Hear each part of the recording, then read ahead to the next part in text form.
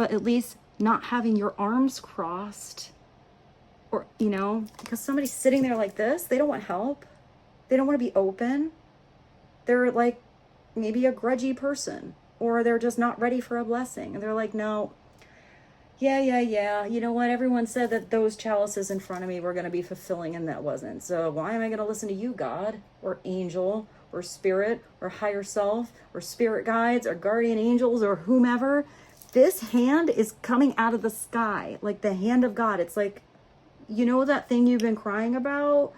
You know, that thing that you've, you know, found constantly boring for how many years? You know, that thing that you've secretly wished for, and I heard your prayers?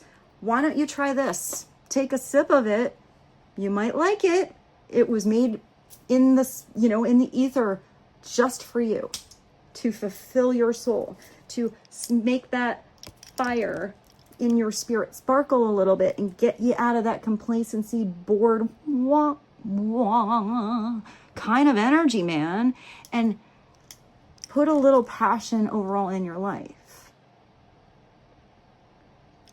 And if somebody was just not willing to even turn their head to see that it was there, or saw that it was there and turn their head away because of whatever reason, they're not gonna get that experience. Somebody doesn't have to take the offer, but there is an energy where if God keeps offering you something that's a blessing, like, here, you know what? We know whether you've outwardly prayed for this or not, or we just know this is really what you need spiritually. This is what your spirit, your soul has signed up for. Here you go. And someone's like, nah, I don't know. The world sucks, never works out.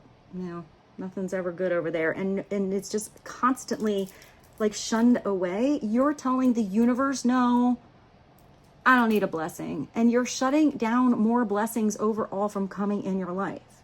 The more you say yes, it's just like synchronicity. The more you recognize, you're like, that's so weird. I was just talking about that with my friend. How is that on the radio right now? Or how are those people talking about it? Or how is there a billboard that's giving me the answer for the thing I was just talking about? Or why do I keep seeing this birthday over and over and over, this repeating number? It's where something is not just a coincidence. It's your inner connection to the universe, to your outer world. And if you start to recognize there's bigger connections than something shunned off as a coinky-dink here and there, if you write it down, the more you notice, you know what? The more the universe is like, okay, you're starting to get it now.